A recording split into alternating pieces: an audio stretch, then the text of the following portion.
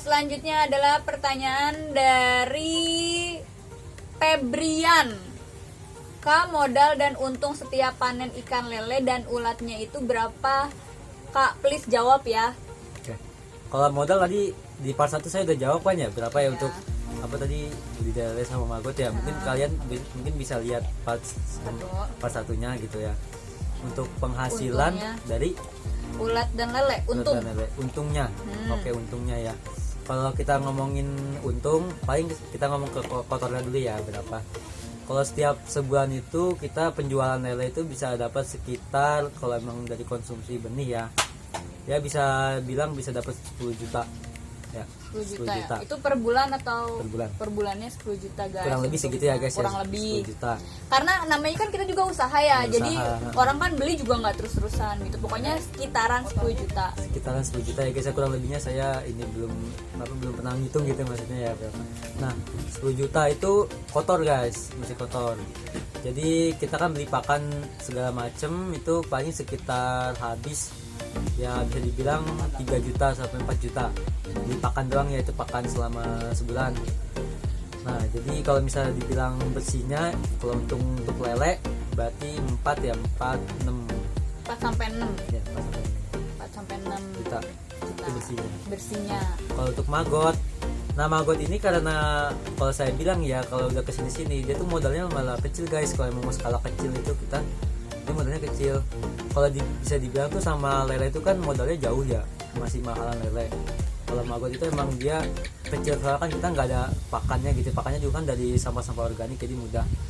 Nah kalau jadi penjual maggot itu malah bisa inilah menghasilkannya lebih parah loh, itu lebih besar loh maggot itu. Jangan tanya loh apa namanya, kita bisa ngejualnya aja banyak. Maggot itu banyak fungsinya guys.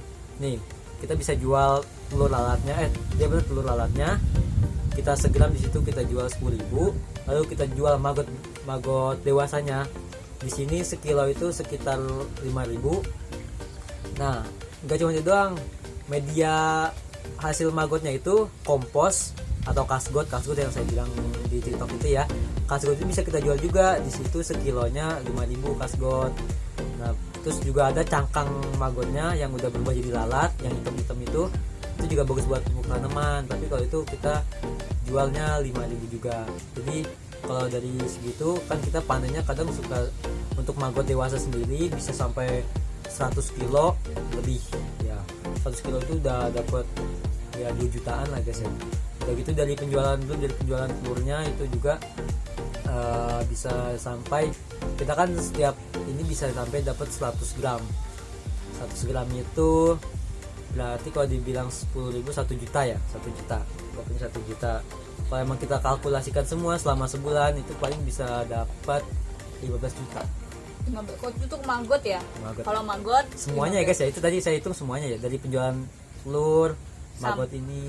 Pokoknya semua yang berhubungan dengan maggot itu 15 juta. Ya, kurang lebih 15 kurang juta, guys. kurang lebih Sebulan. sebulan. Oke, lanjut ya. Mana tadi ya?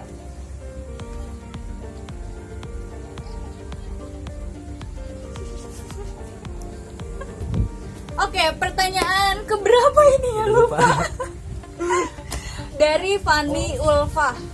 Gimana sih caranya biar bisa percaya diri buka usaha kayak masnya, soalnya masih takut-takut mau terjun jadi pengusaha? Oh gitu.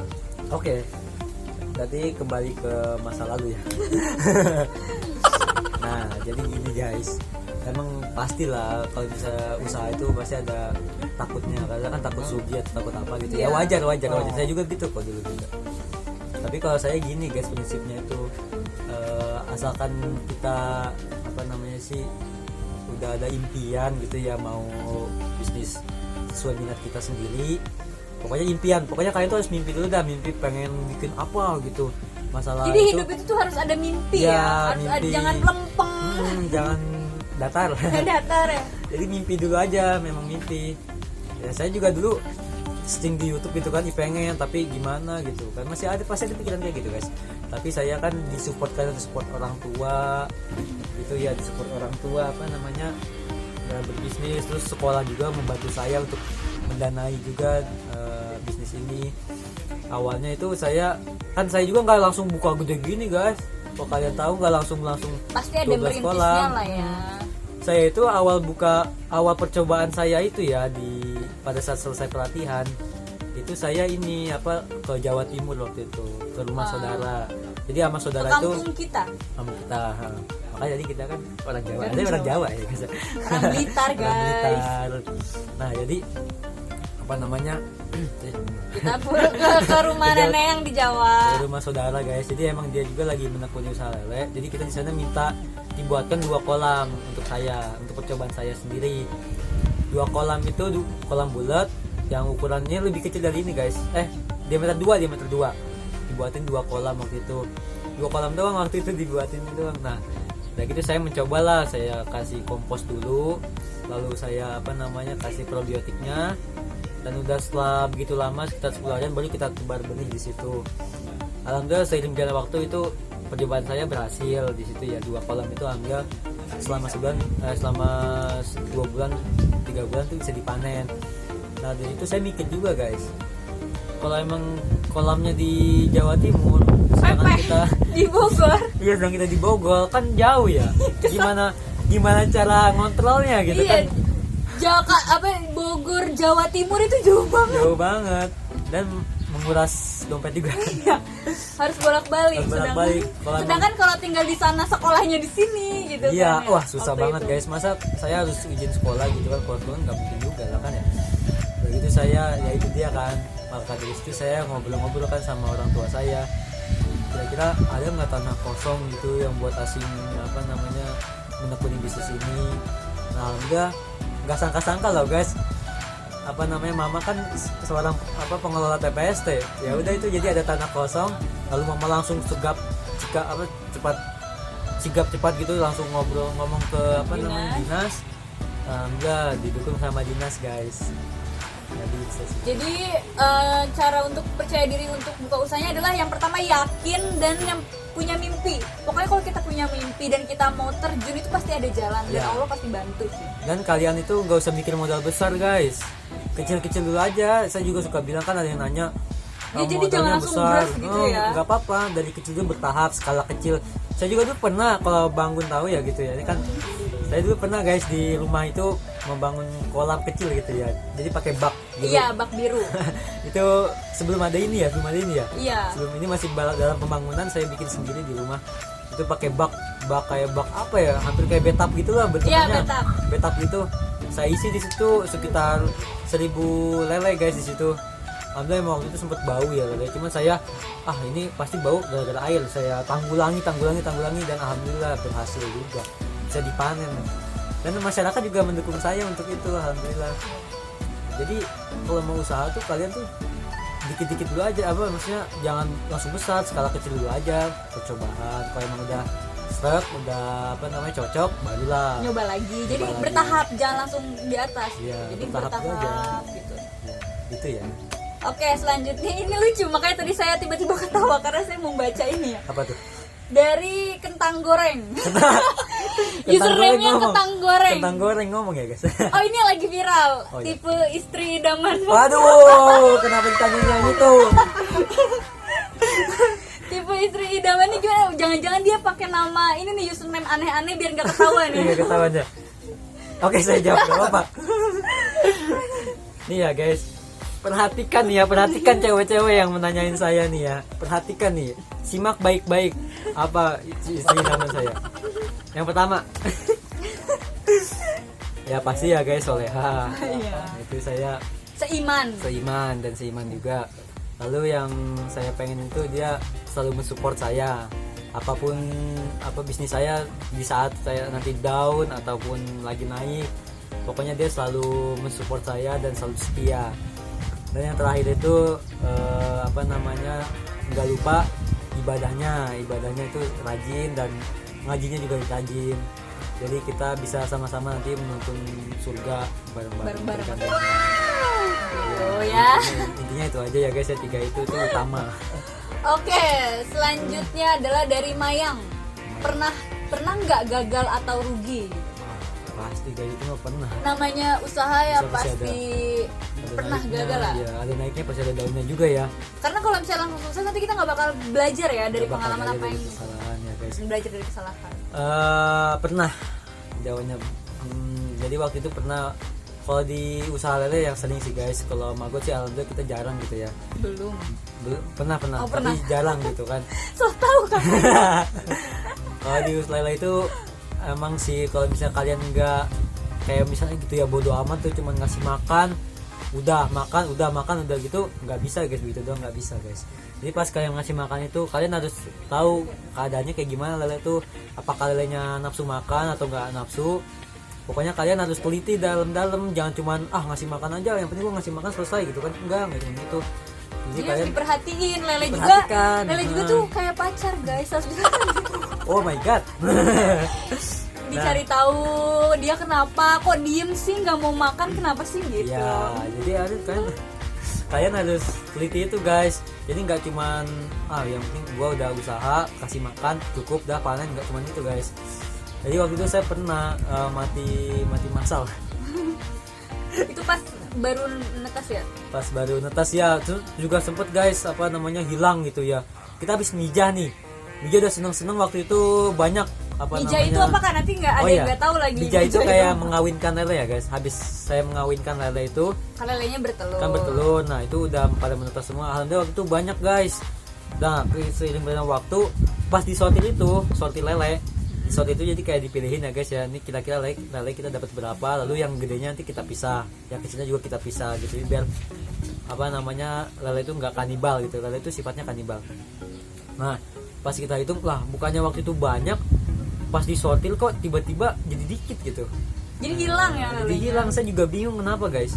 Itu juga saya teliti-teliti ya, mungkin bisa kalian kurang ibadah juga ya guys ya. Soalnya kalau kalian tahu itu emang ada bisnisnya juga guys. Jadi kita emang harus sering ibadah. Usaha itu kita harus sering ibadah, terus juga berdoa ya guys ya, biar usahanya itu dilindungi dari ya makhluk-makhluk yang kan banyak yang makhluk-makhluk ciptaan Allah gitu kan, yang lain. Jadi kita emang harus berdoa gitu biar usaha kita itu bisa dijaga gitu, dipantau terus, pasti ada guys. Nah itu sih lele itu paling banyak guys. Pokoknya kunci utamanya tuh di air ya guys ya. Kalau misalnya kalian mau usaha budidaya lele, kuncinya tuh di air. Kalian harus menjaga kualitas air itu, jangan sampai air bau, lalu lele pada sakit juga, berjamur. Itu harus segera ditanggulangi ya guys ya. Karena lele hidupnya di air, kalau rumahnya rusak dia pasti stres ya. Nah kalau dia stres dia sakit, mati deh. Gitu. Jadi kita harus benar-benar teliti. Ya betul guys, itu ya jadi ya. Oke, pertanyaan selanjutnya adalah, ini sebenarnya juga banyak ditanyain si Kak ya. Kak. Berasa repot. Saya masih ada. Ini dari perwakilannya aja ya. Ini dari Rara Linse. Itu sebenarnya untuk apa sih Kak? Maksudnya magot kali ya. Jujur aku beli tapi nggak ngerti. Mungkin dia nggak ngerti sebenarnya itu untuk apa sih magot. Dan kayaknya juga di sini banyak banget yang nggak ngerti fungsinya si magot itu dijual buat apa gitu. Dan kenapa mahal, apa penghasilannya tuh gede. Ya. Oke, saya tanya. Saya jawab. Emang wajar ya guys ya, saya ini tipikalnya tuh orangnya suka kebelit-belit guys, gagap ngomong tuh. Jujur. Nah, jadi itu ya magot ya? Iya, itu jadi, untuk apa fungsinya? Emang banyak banget ya di TikTok yang menanyakan magot itu gunanya untuk apa. Ini saya jawab nih ya guys ya. Jadi magot itu gunanya untuk pakan ternak, pakan hewan-hewan ternak. Kayak ayam, lalu sapi, kambing, pokoknya hewan-hewan ternak lainnya ya guys ya. Itu gunanya untuk pakan sebagai pakan alternatif. Jadi selain kita memberikan pelet atau fur sebagai pakan ibarat makanan pokok gitu ya, pakan hewan ternak, di selingan itu kita juga harus dikasih magot BSF, karena magot BSF itu mengandung proteinnya sangat besar guys. Kalau kalian cek di website itu bisa sekitar 70% kadar proteinnya. Jadi untuk pertumbuhan tanaman lagi pertumbuhan hewan ternak. Tapi kan tanaman juga pakai kasgot kan? Iya, pakai kasgot. Sama aja. Jadi saya nggak salah ya guys ya. Untuk pertumbuhan hewan ternak itu sangat bagus sekali guys. Makanya lele itu juga kita kasih magot biar cepat besar. Dan juga kata orang-orang ya maggot ini juga bisa penambah rasa guys. Iya bener. Jadi lele itu bisa jadi gurih dengan dikasih maggot. Iya bener. Ada yang ngomong ke saya yang beli itu ya. Katanya ada perbandingan antara dia beli di pasar sama beli di kita. Katanya rasanya beda dan rasanya itu lebih sedap di kita guys. Alhamdulillah. Nah dan juga kita juga pernah dengar ya, aku pernah dengar katanya ada orang beli lele itu bau tanah ya. Aku juga pernah nyobain sih. Aku iya, juga benar. pernah nyobain makan pecel lele gitu, tapi lelenya bau gitu, bau tanah. Nah kalau misalnya di lele kita kan enggak ya, Ya betul. ada wangi-wangi, ada rasanya sih bener. Bener itu guys, makanya tuh kemarin ada tuh yang orang pembeli itu dia membandingkan antara beli di pasar sama di sini. Ternyata di sini rasanya beda dan lebih mantap, katanya lebih enak. Alhamdulillah ya, itu alhamdulillah itu suatu apresiasi juga ya itu ya, kita alhamdulillah. Oke lanjut Oke, lagi ya. Ini juga lucu. Apa nih? Ini kayaknya masih banyak fansnya deh. Oh gitu. Ini dari Sisilia. Udah punya pacar belum? Aduh, ditanya itu. Tadi tanya tipe istri idaman, sekarang ditanya udah punya pacar belum loh. Ya guys, jujur saya jawabannya belum. Baru putus. Baru putus. Ya. Keceplosan enggak ya? Enggak. Belum punya guys. Saya mah kalau urusan pacar itu ya pokoknya sekarang saya fokusnya ke bisnis dulu sih guys. Masalah itu mah nanti aja guys. Ya kalian pokoknya kalau bisa mau ini daftar dulu aja guys. Nanti saya pilih. Mau kira-kira yang wanita yang saya cocok tuh yang kayak gimana gitu kan. Terus dari selanjutnya ya. Ini aku udah nggak tahu ada berapa pertanyaan yang tadi aku sebutkan ya. Udah selanjutnya. Dari Zoe Vanca Zaibatsu. Wah, ini kayak orang ini. Kayak orang Jepang kan? Temennya Sasuke Oh, jangan-jangan. temennya Sasuke ya. Saya juga kan sebelum ini loh, saya juga suka tipikal cewek itu yang sipit guys. Jepang dia suka Jepang.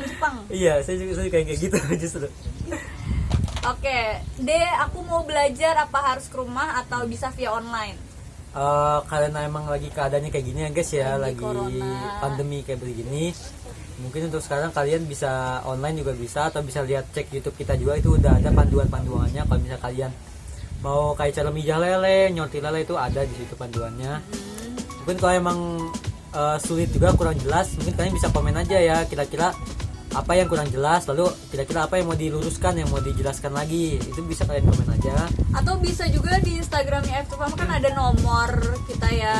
Jadi kalau emang mau ditanyain gitu, emang bener-bener serius mau belajar, dan karena kita nggak bisa ketemu kan, jadinya mungkin bisa ditanyain via WhatsApp gitu, dan atau email juga ya. Di Instagram kita, di Instagram F2Farm ada kontak kita. Ya silakan aja cek ya guys ya, di Instagramnya F2Farm itu ada pokoknya kalian kontak.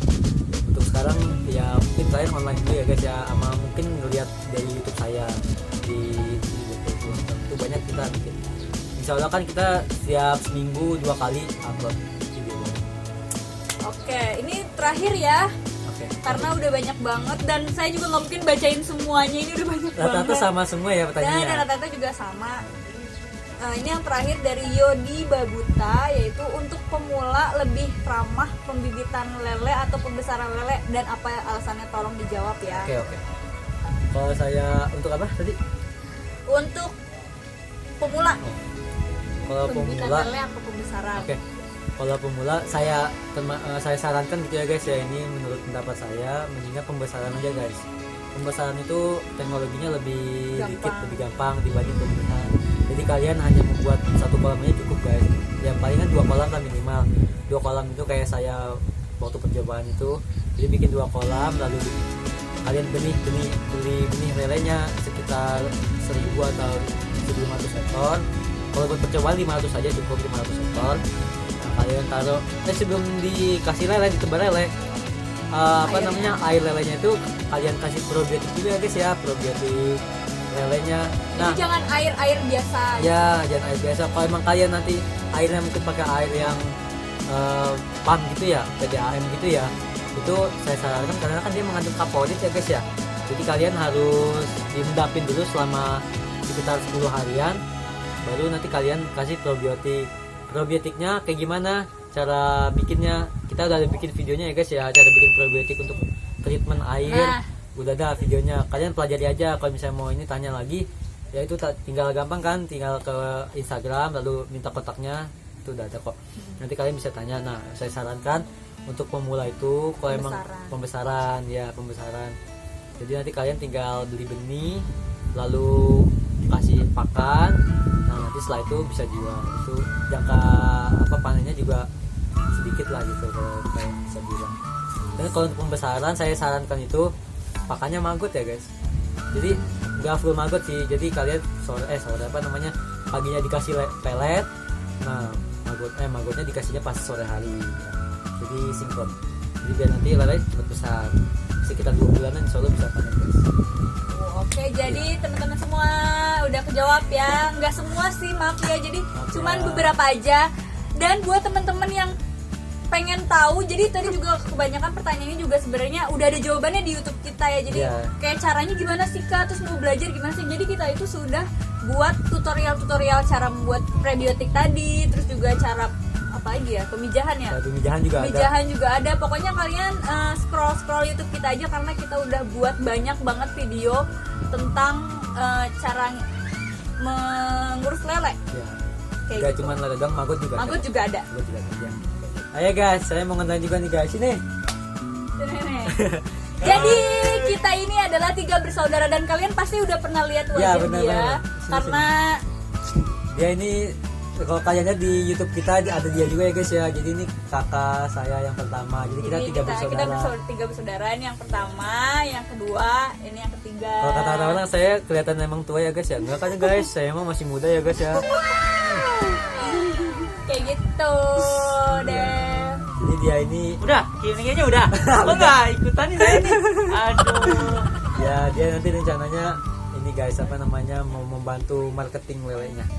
Jadi kita masing-masing di sini ada ini guys, rencana kan nanti kita mau bakal bikin jangka besar ya, itu ya budidaya lele. Mau buat cabang. Jadi kita 3 bersaudara ini bakal digunakan guys. Jadi maksudnya ada divisinya masing-masing. Ada divisinya masing-masing. Saya nanti mengurus lelenya di lapangan. Nih nanti Mbak Anggun sebagai marketing atau keuangan. Nanti Mas Angga sendiri sebagai kayak desainernya guys.